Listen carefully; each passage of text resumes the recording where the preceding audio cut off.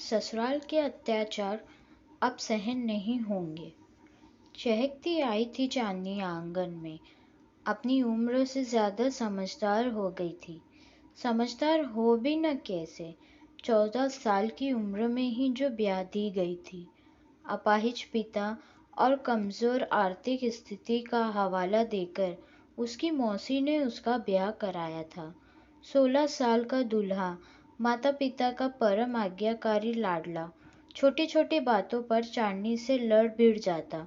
चांदनी पर ससुर की वासनात्मक नजर रहती, लेकिन चांदनी इस बात से कभी बेखबर नहीं थी जो बातें उसे पसंद नहीं थी। उनका बचपन से ही विरोध करती आई थी, यहाँ भी विरोध जताती। ससुर कटी जली रोटी, कभी सब्जी में कम या ज्यादा नमक और कभी जोर से बातें करने एवं हंसने का इल्जाम लगाकर बुरी तरह पीटता। एक दिन तंग आकर चुपचाप अकेले अपने सामान के साथ मायके आ गई। उसे देखते ही माता पिता भड़क उठे। जरा सा हमारी और अपने ससुराल वालों की इज्जत के बारे में सोच ली होती, नवीन के साथ आई होती तो हम तुम्हारा स्वागत करते। वापस लौट जाओ और उन लोगों से माफी मांग लो।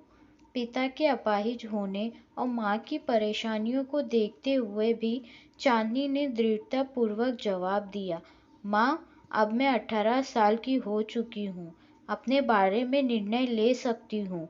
मैं यहाँ कुछ ही दिनों के लिए आई हूँ, फिर वापस चली जाऊंगी। माता पिता विवशता से उसे देखते रहे और वह मोहल्ले में भी चाचियों भाभियों और बहनों से मिलने चली गई। बहुत ही सुंदर, कमर के नीचे तक लंबे खुले बाल, सिंदूर भरी मांग और ललाट पर बड़ी सी बिंदी, सलीके से पहनी गई साड़ी उसकी सुंदरता और समझदारी की गवाही दे रहे थे। सबसे घुल मिल कर बातें करते हुए उसने अपनी बात सबके सामने रखी। क्या लड़कियों की नियति ससुराल के घर में ही रहना होता है, चाहे वहां उसे कितनी भी यातना झेलनी पड़े? क्या वह अपने पसंद से जीवन साथी चुनकर उससे ब्याह नहीं कर सकती? क्या लड़कियों के लिए पुनर्विवाह पाप है, अपराध है? सबने सुनकर मौन धारण कर लिया।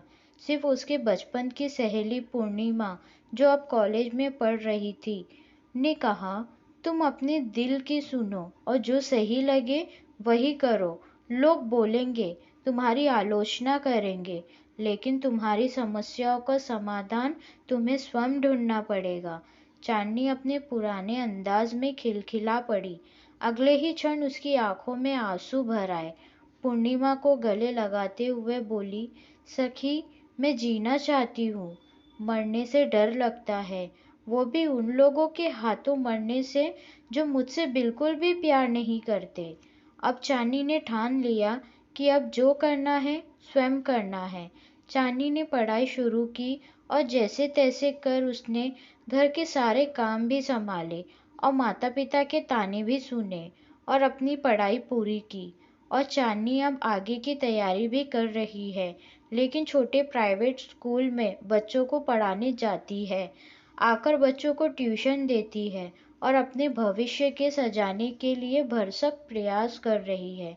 अपने छोटे भाइयों बहनों को भी शिक्षा के लिए जागरूक किया।